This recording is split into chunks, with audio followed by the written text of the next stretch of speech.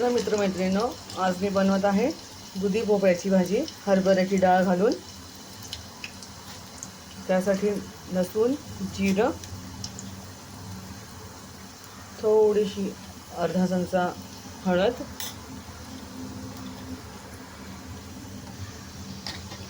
दोन अडीच चमचे 3 चमचे तुमच्या आवडीनुसार तिखट वाढवा।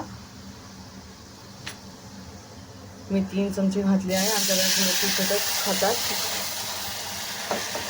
आणि त्यात हरभऱ्याची डाळ भिजवलेली हरभऱ्याची डाळ घालूया। हे बघा, मी हरभऱ्याची डाळ घालून घेतली आहे। आता ही आपण आधी कुकरचं झाकण लावून 2 शिट्ट्या काढून घेऊ आणि मग आपण ही दुधी भोपळा त्यात घालूया। हे बघा, आपली डाळ छान शिजली आहे। आता मी त्यात दुधी भोपळा घालते आहे।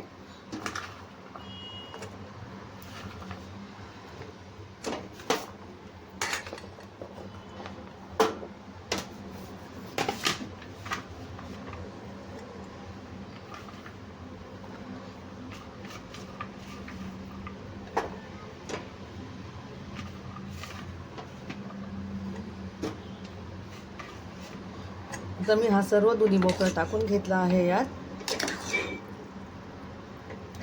छान मिक्स करूया। आपल्या भाजीचा रंग बघा। आता मी यात मीठ घालत आहे। आधी मीठ नाही घालायचे डाळ शिजताना, कारण मग डाळ शिजायला खूप वेळ लागतो आणि कुकरलाच शिजवायचं आणि व्यवस्थित करायचं। गॅसही कमी लागतो आणि कामही फटक्यात होतं आपलं। छान असं मिक्स करून घेऊया। त्यात आता थोडं आवश्यकतेनुसार पाणी घालूया। आम्हाला जास्त रस्सा आवडत नाही या भाजीला।